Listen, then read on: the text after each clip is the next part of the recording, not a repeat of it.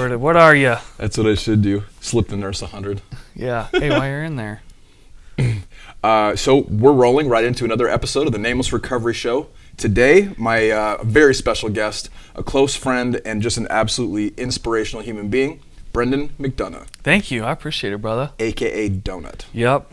Question about the nickname Donut. Was that given to you by your brothers in the fire service? Yeah. Yep. Okay. Because in the movie they were like McDonut. Is Yep. that how it went down? It started off a lot worse, you know? Well, how did it start off? It was like McDipshit, McDon'tknow. McDon'tknow is a good one. And I didn't quit, and I stuck around, and so they're like, hey, we can't call them those things for long because it'll pick up with HR, and that's not going to be good. And if we're on the radio, we can't use that. So we've got to come up with something. So it was McDonut, and then it was too many syllables. So they just were like donut, and I'm like, I've been called worse in my life. I'm going to take it and I'm going to own it, and that's what I did, man. Yeah, So it's even good. like for years, I mean, almost over a decade, I've been called donut by many people. Yeah. If I say Brendan to my wife, she's like, who's that? I'm like, Donut. She's like, oh, a firefighter. I'm like, yeah, that's the guy. Yep. That's usually the way it works with people. It's pretty, I like it. I mean, it's tattooed on me, so I've got that name for Where's life. the donut? It's on my calf. I thought it was going to be somewhere sexy. No. That's pretty cool. Is it on the internet? It is, yeah. I'm gonna grab that screenshot and put it on right there. On the gram. Yeah. Yep, people can see it. Hopefully, maybe someone will get it tattooed on themselves. Just not my face, like, please. That'd be pretty epic. It'd be ugly. Saad keeps trying to get people to tattoo Sweet 4. Sweet 4. That's like our original Sweet number. Okay. At Cornerstone. So I didn't do an official intro. Brendan McDonough, you are founder and CEO. Are you CEO? Yeah. Founder and CEO of Hold Fast Recovery, awesome treatment center up north. Lone survivor of the Granite Mountain Hotshot crew. There's been a book about your life, a fucking movie made about your life. You are asked to talk all over the place. Yeah.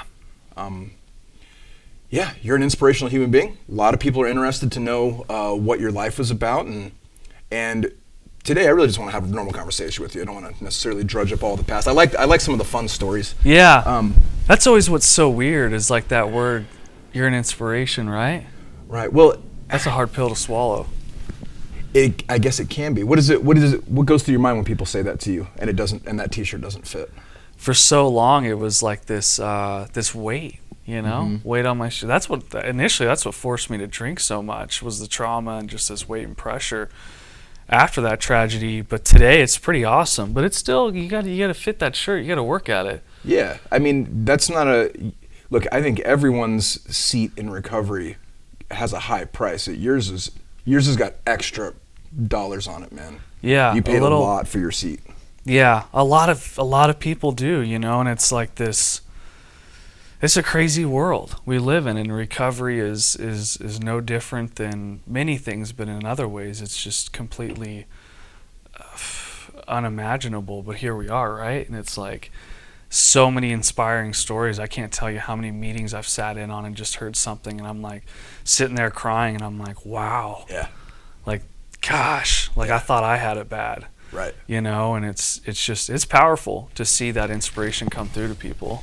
And I think that's part of the beauty of us being open about recovery and being open about addiction, because we all, not all, but many people struggle. Yeah. And we don't have to struggle alone. We can, and there doesn't have to be any particular words, you know, just to be with somebody when they're going through it is enough. Yeah, it was so often that I wouldn't go see a counselor. No.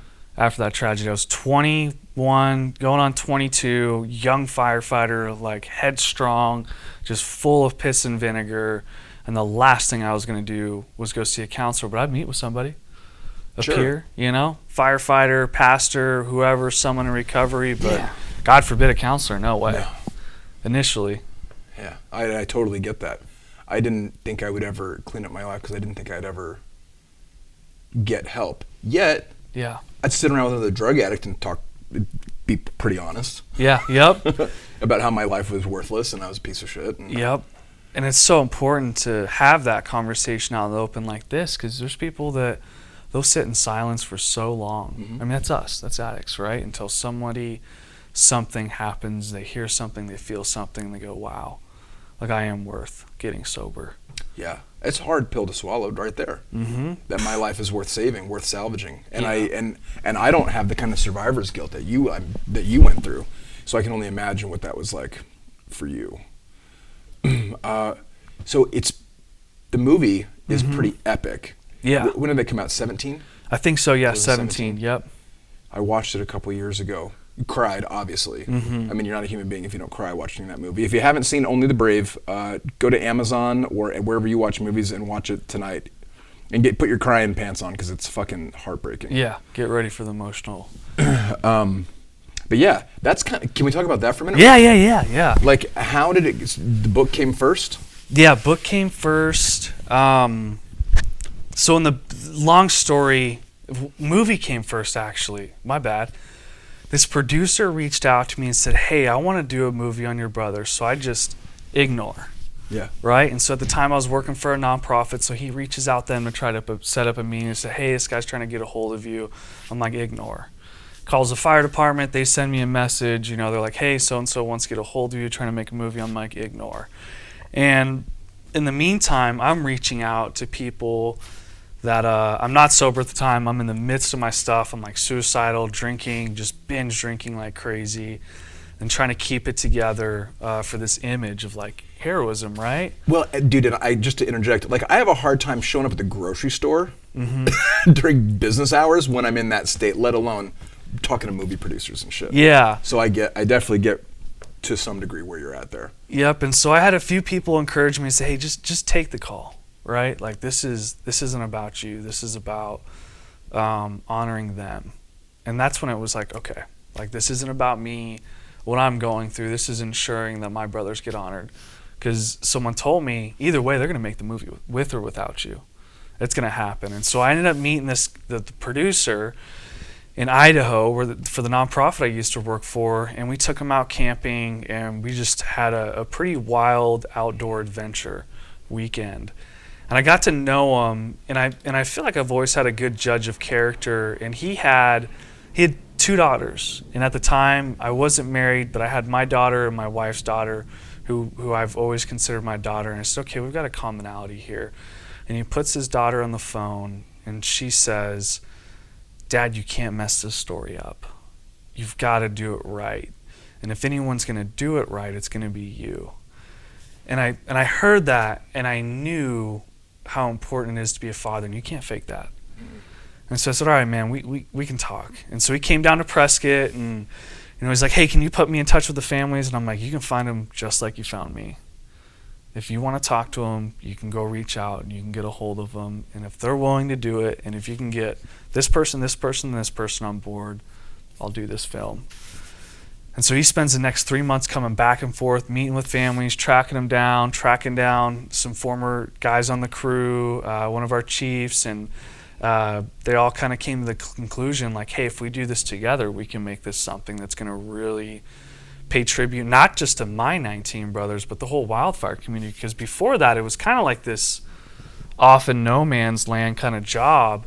Yeah, wildland fire rescue. Yeah, it was like, no, big fire trucks and water, and it's like far from it. And so it just trickled from there. We got a writer, met with him. Writer was from Black Hawk Down, and I was like, okay, that's another piece of the story. This guy's done honoring films. He knows how important this is. Started getting some directors. God, I saw that before I got sober. Yeah. I think it was probably 2 or 3 years before I got sober. Yep. Watching Black Hawk Down, smoking speed out of bongs. Yeah, yep. Way back then. Yeah. And it was just all these small little correlations of, things that I was seeing as signs like, hey, this is going to be something that's going to make a huge impact on the world.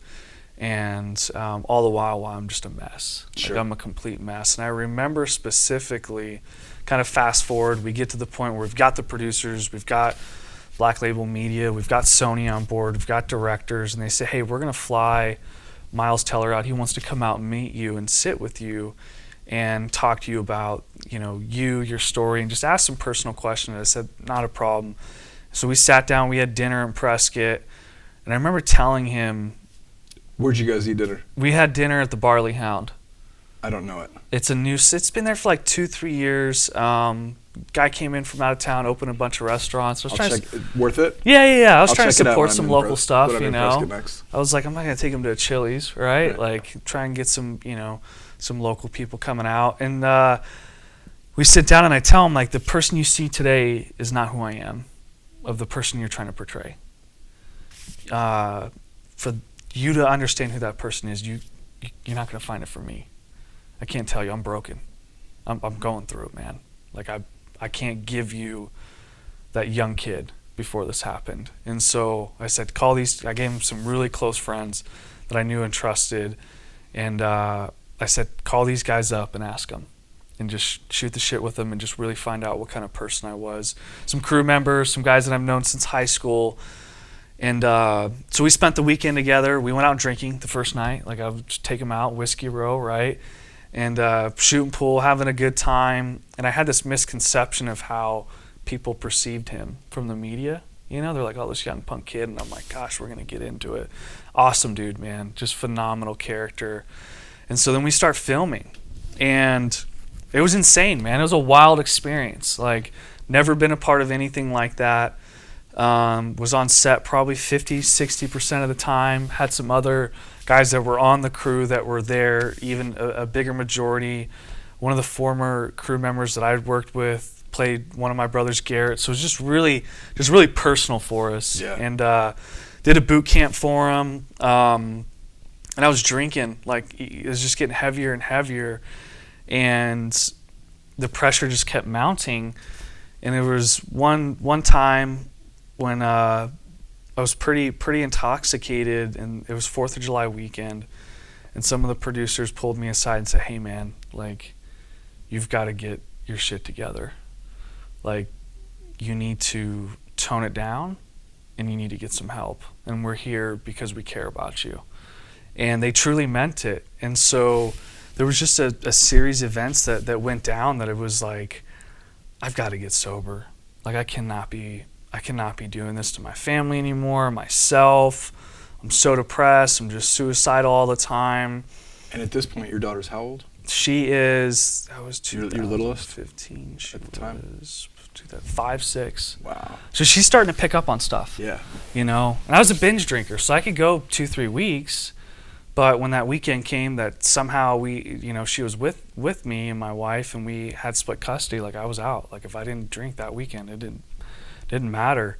And it was just such a trip of watching all these things unfold, and I was just getting more and more nervous about what's the wildfire community going to think about this film, what's the world going to think about it, you know. And it just drove me in a deep dark place, because I was reliving all these things. I can only imagine. Yeah, I found myself, because you're on set, right, and you're not calling these actors by their name. They're being called your name. Yep. And so I'm listening and I'm hearing. And you're watching Miles pretend to be you. Yeah. Which I took a step back from a lot, because I was like, he's a professional. The kid knows.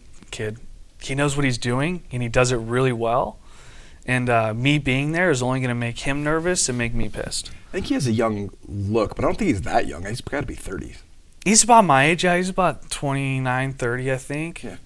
That's why they chose him, right? Besides the fact he's a great actor, he's about your age. Yep, yeah, young looking, and we have a lot of similarities. But he's a solid dude, and just to see their intentionality with that film, though, was so inspiring, and it was so important to me to say, hey, I've got a platform, and I've got to do something different. I can't keep doing this.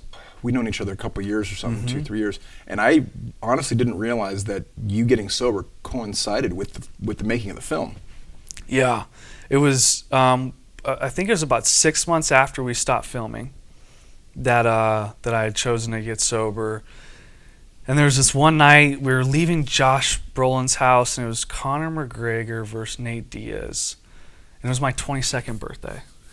And so he throws this party at his house and gets me a bunch of donuts. A lot of the cast, everyone's there from the film, right? Because we're all in Santa Fe, and it's like got nothing else to do. And so I show up, and it's this big surprise party that my wife and him worked on. That's cool. And I go to, he's like, come on, get up on the table, we're going to sing Happy Birthday. And I go to get up on this table, and I haven't even started drinking yet. And it's like super unstable, and I almost fall back into like 12 feet of glass. Everyone's like, oh my God, he's going to end up dying, you know? And it just clicked. I'm like, man, this is something I got to change. Like, I'm not even drinking, and I'm putting myself at risk in life. And I left, and I'd been drinking, and I said, Josh, we're going to do something to help people in recovery. And he just kind of just like looked at me and just kind of went back inside, and I went on and did my thing, and he pulled me aside. He's like, hey man, like, you don't know what recovery is. And I was like, oh shoot, like I don't. Like, I quit drugs when I was firefighting, but I didn't quit drinking. Yeah. And I was working with a pastor back home. Well, in recovery, you and I both know, it goes so far beyond not drinking or drugging. Yeah, yep. And it was just a combination of people, just a few little things. And I was like, man, disappointment. I'm like, well, stop disappointing people. Get sober. And so St. Paddy's Day, almost 4 years ago, I was like, I'm done. I'm Irish. My whole family's from Southie. Like, the whole dad's side of the family's from Southie. Like, you don't not drink on St. Paddy's Day, but I'm like, I'm done. I can't do this. I can't do this to my family anymore. I have way too much going for me.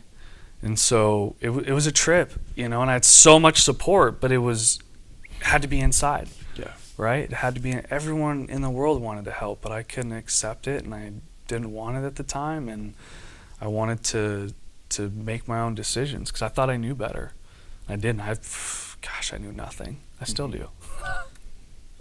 I think by the time I was about a year sober, I was pretty convinced that I knew absolutely nothing about life. Yeah. I knew everything day one, Mm-hmm. and by day 365, I was like, I have nothing. I have no life experience. Everything I think I know is wrong. Yep, I'm done. I'm done trying. Done making decisions. Yeah, somebody just tell me what to do for a while. Yep. And that's what that took. The same thing. That's what it took for me. And so the movie comes out, and I'm sober, and everyone that hasn't seen me since we got done filming, they knew me drinking. And so they see me, you know, for the first time, like, hey, let's go out, you know, and I'm like, hey, I'm good. They're like, what? I'm like, dude, I quit drinking, man. I gave it up back in March, and I'm 6 months sober. And I had my small group kept checking every night, man, day. They'd send me some verses, something in recovery, and Josh would check in on me. And he'd be like, hey, man, is there any booze in your mini fridge? You know, because we're traveling all over. And I'm like, no, I told them beforehand. I'm like, take it out. I don't even want to see it, you know. And it was just interesting. You think these people, right? I guess I say these people, but these movie stars, they're just off in their own life. Mm-hmm. But I saw such passion and purpose behind that film that they took it just very personal and invested in the families and honoring my brothers. And it turned out to be an amazing film, you know. Yeah. That's got it some, really is. I've seen it a couple of times. yeah, it's got some really good funny moments, some educational moments, some emotional moments. It's got some recovery moments. My superintendent was in recovery, you know, big AA guy. He used to grab guys from the crew and take them to meetings and stuff. And it was just interesting how all this came together. My superintendent's in recovery, Josh Brolin's in recovery.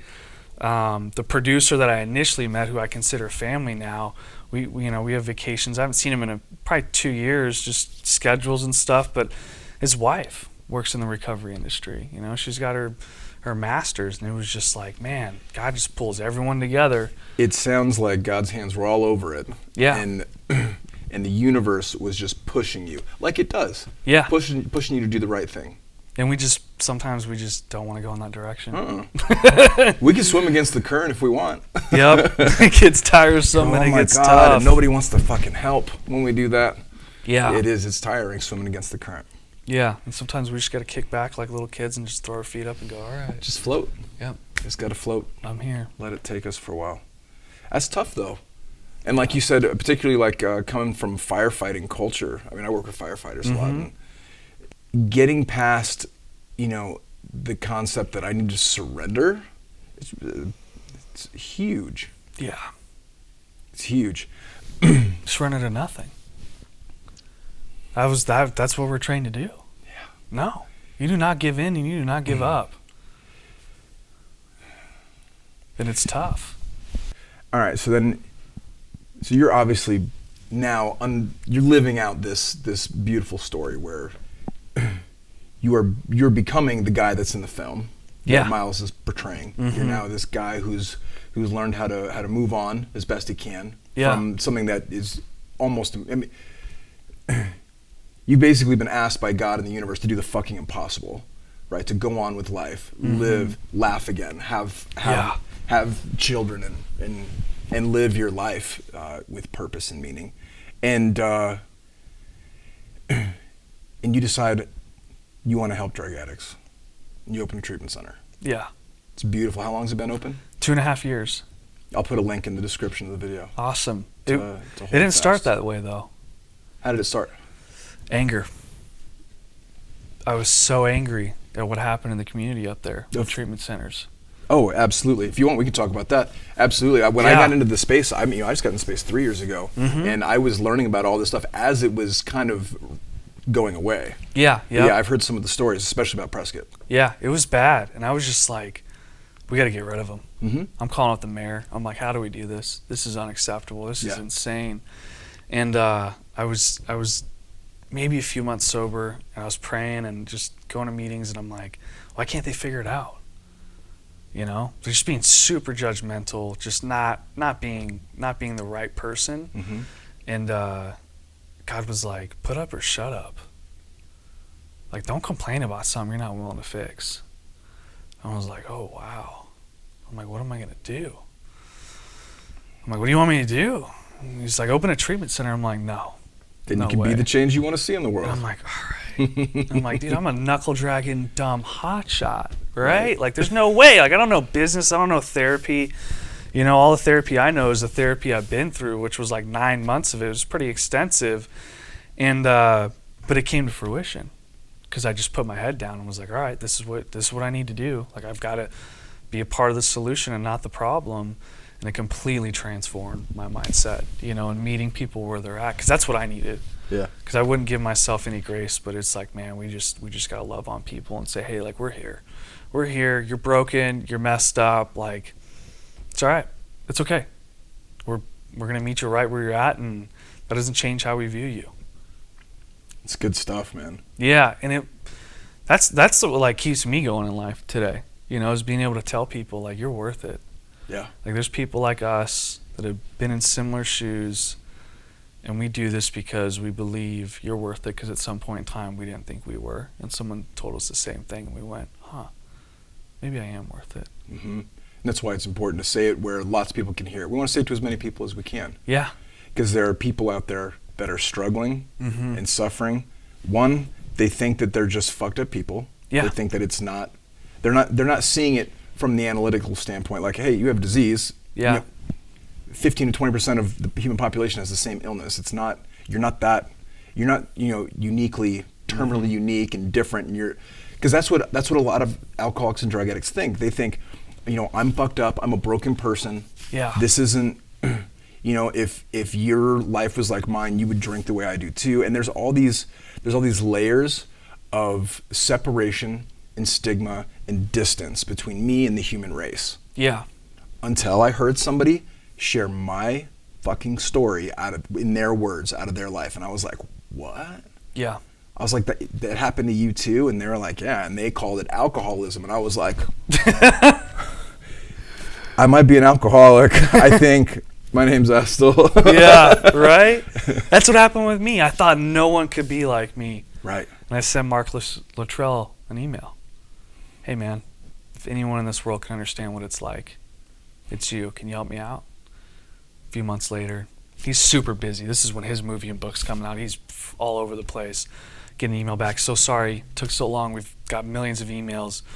Calls me up. I talk to him, and he just says, "Man, you're not unique. I don't want to hear the excuses. Get it done. Yeah. Honor your brothers. Get it done. Call this guy up. He'll take care of you." And I'm like, "Oh, wow. Okay. All right. Yes, sir." and just similar thing. 19 guys. That same ordeal, man. Helicopter went down, and it's just like we think we're so unique, but we're so common. We're so common, and that uniqueness is it keeps us separate. It keeps us apart, and that's not the truth. It's a lie.